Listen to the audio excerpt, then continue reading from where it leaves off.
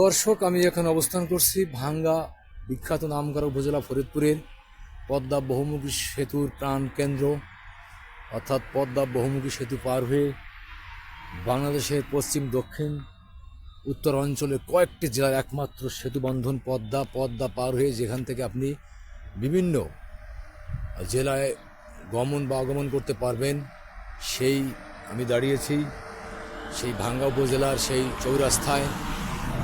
অর্থাৎ দেখাতে চাচ্ছি যে চতুর্পাশ দিয়ে কীভাবে রাস্তাগুলো এঁকে বেঁকে দিক ভ্রষ্টের মতো রাস্তাগুলো মনোরঞ্জন পরিবেশে সাজানো হয়েছে। আমি একটু দেখানোর চেষ্টা করছি, দেখেন।